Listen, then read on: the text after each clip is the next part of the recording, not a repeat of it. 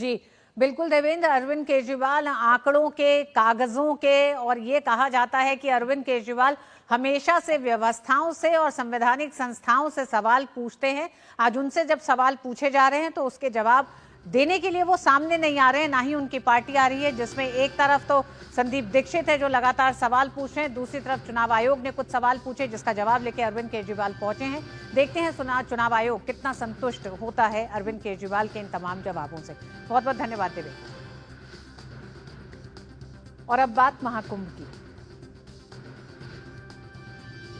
महाकुंभ में दुर्घटना के कारणों का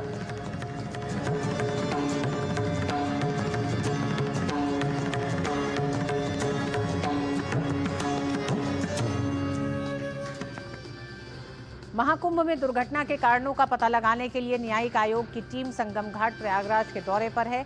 वहीं 4 तारीख तक प्रयागराज में वाहनों का प्रवेश बंद रहने की सोशल मीडिया पर वायरल खबर को प्रयागराज डीएम रविंद्र कुमार मंदार ने पूरी तरह निराधार बताया है।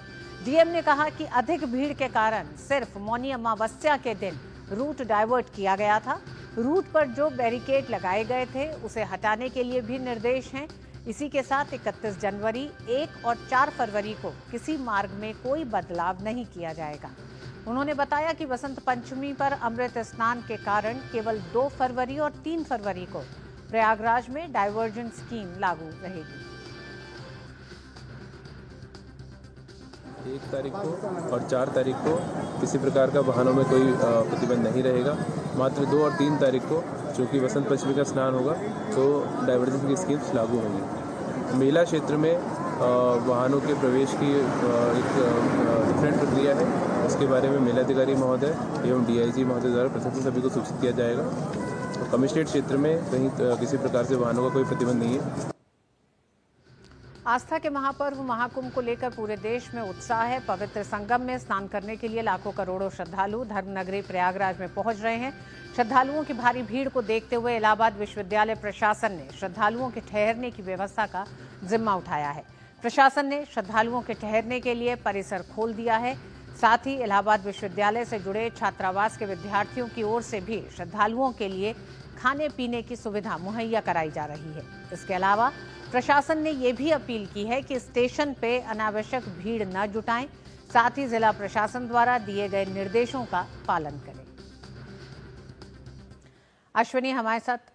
जो भी छात्र छात्रा किसी कोने में किसी प्रकार का मदद करने में सक्षम है वो कर रहा है, चाहे वो WH के सामने पानी और प्रसाद वितरण का कार्यक्रम हो, चाहे SSL के PUC अन्य हॉस्टलों के सामने प्रसाद वितरण का कार्यक्रम हो, भंडारे का कार्यक्रम हो, बिस्किट बांटने का कार्यक्रम हो, कंबल बांटने का कार्यक्रम हो, ये लगातार चल रहा है। विश्वविद्यालय प्रशासन की अनुमति से लगभग 30,000 लोग इलाहाबाद विश्वविद्यालय कैंपस में रुके थे, जिनको रात भर रोका गया। सुबह 9 बजे के बाद उनको डिस्चार्ज कर दिया गया। वो लोग बाहर गए, अपने घर की ओर गए। रात में रुकने की व्यवस्था नहीं थी, भगदड़ की सिचुएशन थी, तो हम लोगों ने कंट्रोल किया। पूरा जितना इलाहाबाद के हॉस्टल्स हैं सब कार्यकर्ता खड़े हैं। ये देख लीजिए आप, क्या कहते हैं, लड़के भी हैं लड़कियां भी हैं, सब छात्र श्रद्धालुओं की लगातार मदद कर रहे हैं। कल से ही अपने 3 दोस्तों के माध्यम से सेवा करना शुरू किया उस बाइक का, और शाम तक होते हुए मैंने 18 लोगों को जोड़ा उसमें। और आज जो हमारे सीनियर्स पैसे से सक्षम है और जो हमारे रिश्तेदार हैं उनसे मैंने 1500 की मदद लेके यहाँ बिस्कुट की सेवा, साथ में भंडारे की सेवा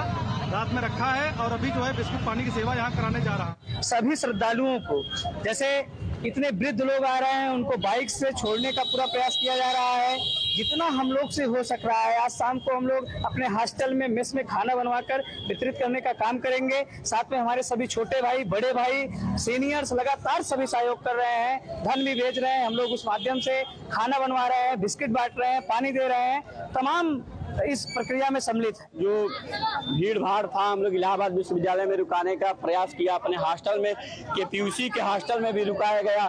व्यवस्था सरकार की तरफ से बहुत अच्छा व्यवस्था की गई है, और जितना भीड़ आई है, भीड़ को कंट्रोल करने की लगातार कार्य चल रही है। और अश्विनी हमारे साथ जुड़ गए हैं प्रयागराज से। अश्विनी, हमने देखा आपकी रिपोर्ट में भी जिस तरह से प्रयागराज का जन जन की कोशिश ये है कि आने वाले श्रद्धालुओं को किसी तरह की असुविधा नहीं हो, लेकिन ऐसे में एक दुर्घटना के बाद से जिस तरह से सोशल मीडिया पर ये एक भ्रामक खबर एक तरह से लगातार इसको सर्कुलेट किया जा रहा है कि आने जाने वाली गाड़ियों को रोक दिया गया है। डाइवर्जन एक तरह से स्कीम को लेकर जो अफवाहें हो रही हैं उसको दरकिनार करते हुए प्रशासन अब किस तरह से लोगों में इस तरह की खबरें ना पहुंचे, गलत खबरें ना पहुंचे, उसके लिए क्या क्या कर रहा है? निश्चित तौर से ऋतु अगर देखें तो जैसा आपने दिखाया, हमारे विश्वविद्यालय का जो ध्येयवाक्य है वो कॉट रमी टाट एर्बोरीज है, जितनी शाखाएं उतने वृक्ष हैं। किस तरीके से विश्वविद्यालय प्रशासन की अनुमति के बाद छात्रों ने वहाँ पर अपना अंशदान किया, और चाहे हॉस्टल्स हो, KPUC हो, हॉलैंड हॉल हो, अन्य हॉस्टल्स हो, वहाँ पर लोगों के रहने की व्यवस्था की गई। इलाहाबाद विश्वविद्यालय ने हमेशा देश को, समाज को दिशा देने का कार्य किया है, और वही कहीं ना कहीं कार्य बच्चों ने एक बार फिर करके दिखाया है। जो जानकारी है प्रशासन के मुताबिक, कल के दिन प्रयागराज और परसों का जो दिन था, उन 2 दिनों में प्रयागराज की तरफ आने वाली गाड़ियों का आवागमन रोक दिया गया था। लेकिन प्रयागराज शहर में, इलाहाबाद शहर में, प्रयागराज शहर के अंदर किसी तरीके का कोई रिस्ट्रिक्शन नहीं है, किसी भी गाड़ियों का। नो व्हीकल जोन अगर घोषित किया गया तो नो व्हीकल जोन केवल और केवल मेला क्षेत्र को घोषित किया गया है, जहाँ पर किसी भी तरीके की गाड़ियाँ प्रशासनिक गाड़ियों के अलावा नहीं चल रही है। VIP गाड़ियाँ नहीं चल रही, सभी पासेज रद्द कर दिए गए हैं।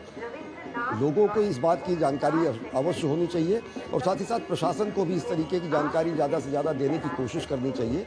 वास्तविकता ये है कि सूचना विभाग के चाहे अधिकारी हो या प्रशासनिक अधिकारी हो, मेला विभाग के अधिकारी हो, सही समय पर सूचनाएं नहीं दे पा रहे हैं।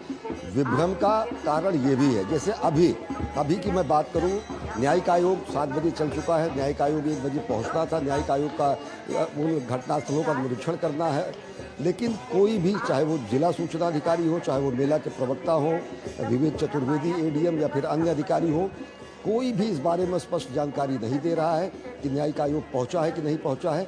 जो पब्लिक इंफॉर्मेशन सिस्टम नहीं, प्रेस को भी इंफॉर्मेशन का सिस्टम है, वो भी बहुत माकूल तरीके से नहीं है। ऐसे में विभ्रम बनना, सोशल मीडिया पर अफवाहें फैलना या फिर अन्य गलत जानकारियां प्रसारित होना निश्चित तौर से जायज़ है।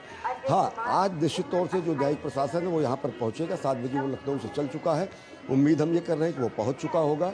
वो संगम स्थान पर जहाँ पे भगदड़ की घटना हुई थी वहाँ पर वो संगम नोस पर पहुँचेगा, स्थलीय निरीक्षण करेगा, अधिकारियों के साथ समीक्षा बैठक करेगा। पूर्व न्यायाधीश जस्टिस हर्ष कुमार की अध्यक्षता में और एक DG और एक वरिष्ठ प्रशासनिक अधिकारी VK गुप्ता और DK सिंह, 3 सदस्यीय आयोग है, जिसमें प्रशासनिक अधिकारी है, पुलिस के वरिष्ठ अधिकारी रह चुके वो अधिकारी हैं, और न्यायिक अधिकारी के रूप में पूर्व जस्टिस हर्ष कुमार है, उसको हेड कर रहे हैं। तो इसके साथ साथ प्रशासन, उत्तर प्रदेश सरकार ने ये भी कहा, योगी सरकार ने ये भी कहा कि पुलिस जांच भी जारी रहेगी, जिससे कि मामले की तह तक पहुंचा जा सके। 1 महीने के अंदर इस आयोग को रिपोर्ट देना है। आयोग की घोषणा होने के तुरंत बाद लखनऊ में कार्यभार ग्रहण किया गया, और आज यहाँ पर स्थलीय निरीक्षण करने के लिए ये पूरा का पूरा न्यायिक आयोग पहुँच रहा है। बहुत बहुत धन्यवाद अश्वनी, पूरी जानकारी के लिए। समय की कमी की वजह से बस इतनी ही चर्चा हो पाएगी। धन्यवाद।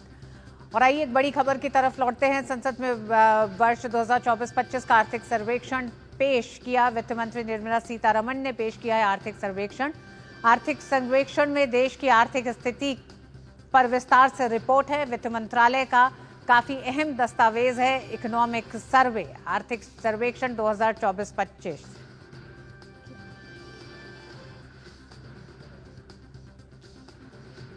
लोकसभा और राज्यसभा में वित्त मंत्री निर्मला सीतारमण ने आर्थिक